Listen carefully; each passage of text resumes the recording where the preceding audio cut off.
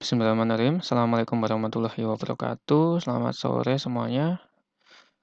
Mari kita mulai untuk eh, pembekalan praktikum TSK atau praktikum dasar sistem kendali untuk unit yang pertama, yaitu pengenalan tentang Skylab.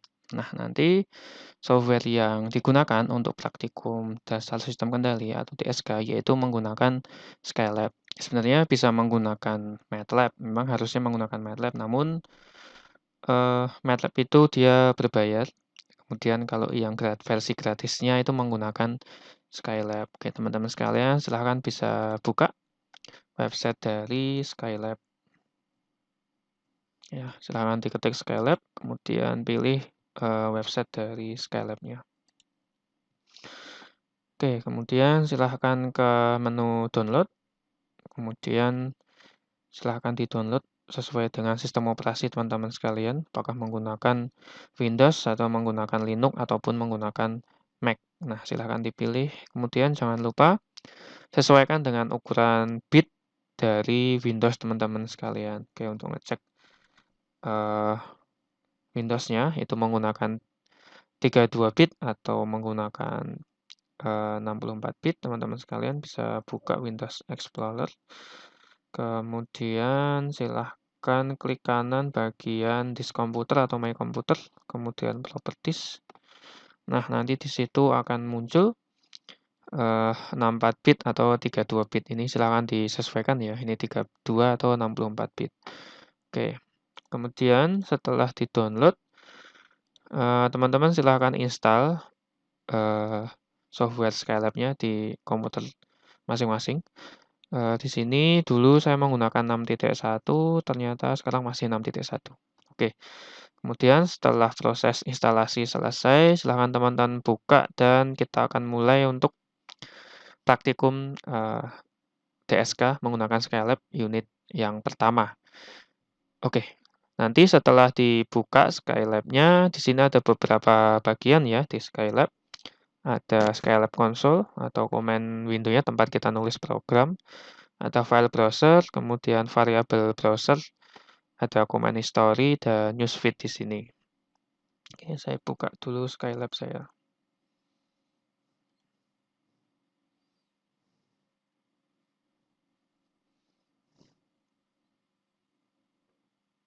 Oke, sudah terbuka Skylab saya. Kemudian,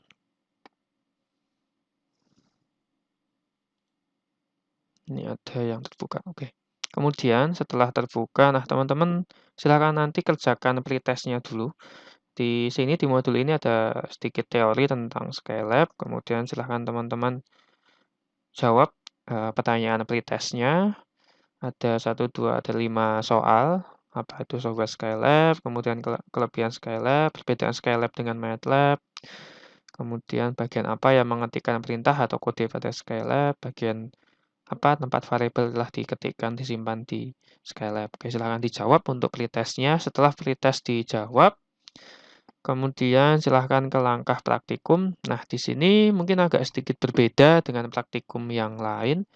Model dari praktikum DSK ini menjawab pertanyaan. Jadi ada pertanyaan nomor 1, 2, 3, 4, 5, dan seterusnya.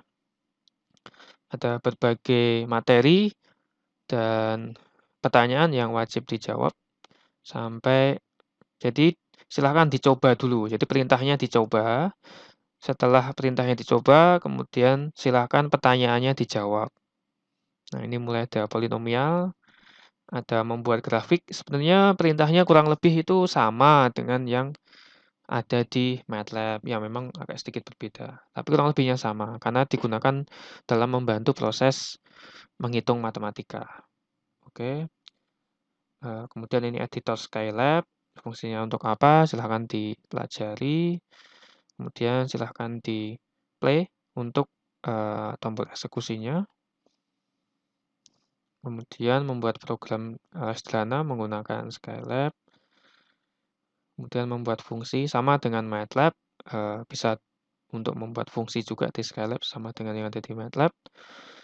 Kemudian perintah untuk menjalankannya. Oke, silahkan dikerjakan sampai ke nomor 27, kemudian untuk laporannya, oke, ini saya bahas laporannya. Laporannya terdiri atas 2 kolom ya, jadi tanpa menggunakan cover. Jadi laporannya nggak pakai cover, langsung halaman pertama itu dibagi jadi 2 kolom. Jadi dikasih judul praktikum DSK unit 1, pengenalan Skylab, nama, dan NIM-nya ditulis ini namanya siapa, misal Alfian, NIM-nya 60181168.